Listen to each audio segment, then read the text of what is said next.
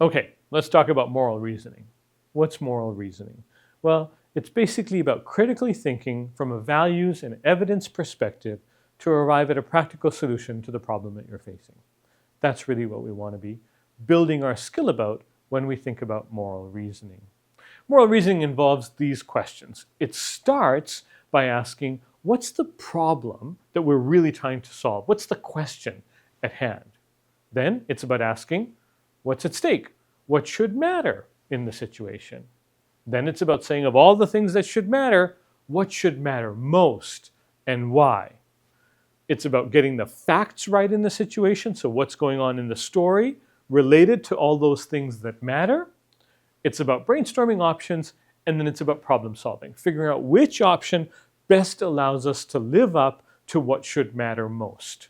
And then it's about implementation and learning from the experience. And moral reasoning is kind of a cyclical process. In other words, let's take the patient situation. You've got a patient you're trying to make a discharge plan for. There's no appropriate discharge destination that's going to allow you to live up to all those values. You go through a process of moral reasoning to come up with a practical solution to this situation.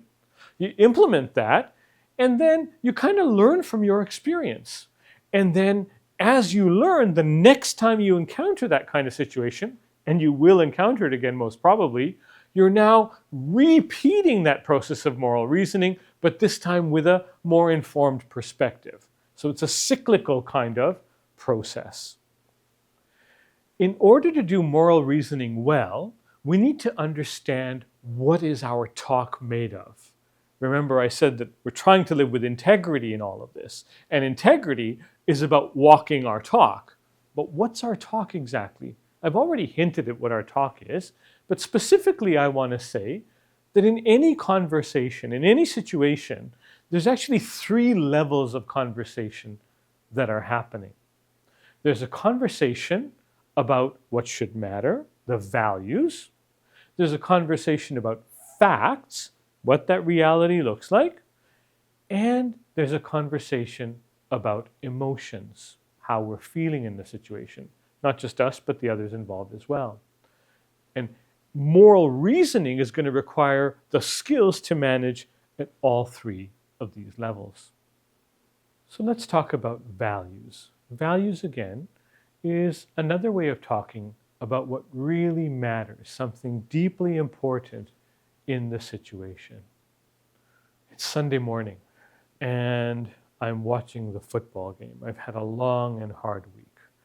And my son comes downstairs, my younger son, when he was 6 or 7 years old, and he says, "Hey, Dad, come look at this puzzle I've been working on that I'm finishing."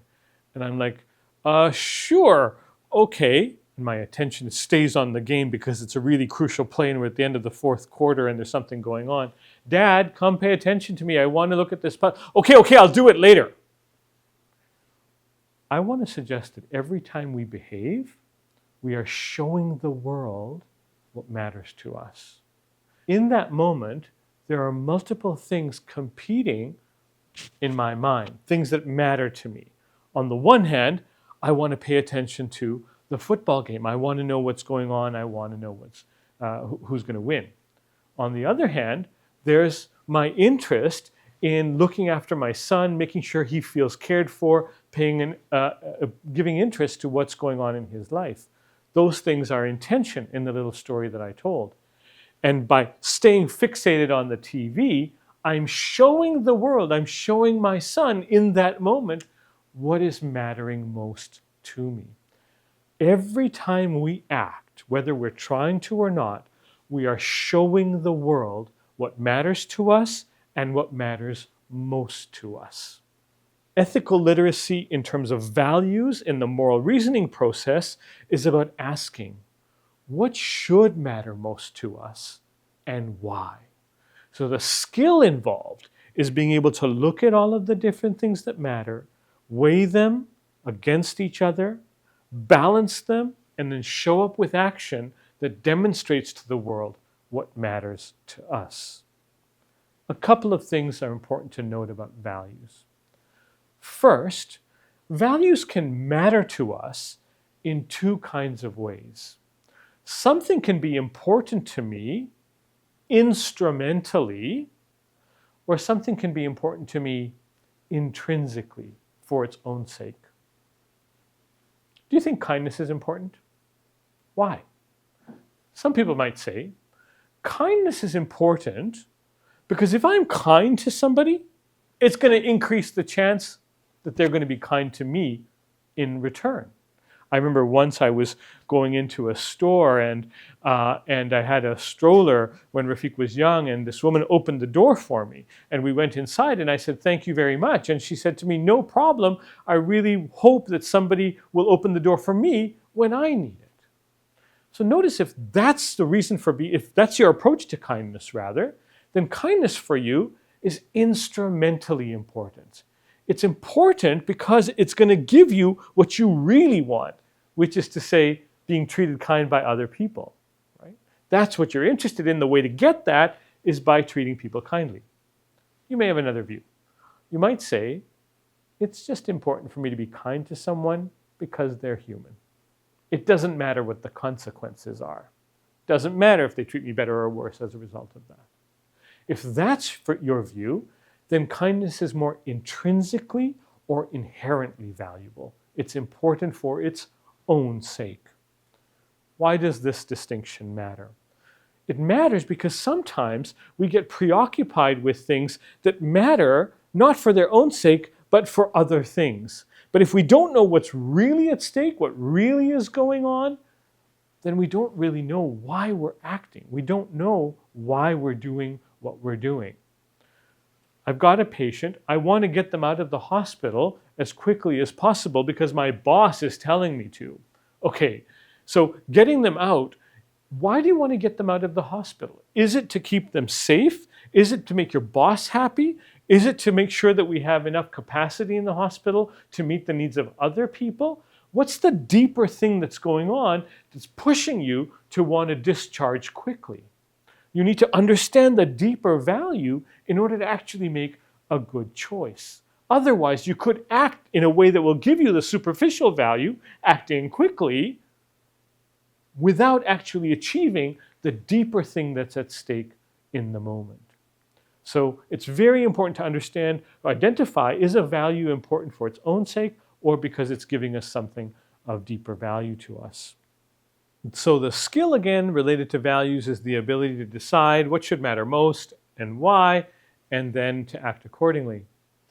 Here I want to make a connection between this idea of weighing and balancing what matters with something we're going to talk about in the character section, discernment. How do you actually decide what should matter most? It's going to be informed by your thinking. It's going to also be informed by the person you are, your understanding of what actually is going on in the activity you're engaged with. The skill of discernment is tied to the character we have, the kind of person we want to be in the situations that we're interacting with or acting on. The other thing to notice about values analysis is that reasons really matter. It's important to be able to articulate, to explain, to put into words why it is that we're prioritizing some things over others. Why is that important? Well, one, just for reasons of clarity. It allows us to make sure that we're doing things for good reasons when we have to explain why we think that prioritization is right. The second thing is for collaboration. Often, when I'm making a decision, I don't have the exclusive authority to make that decision or to implement it.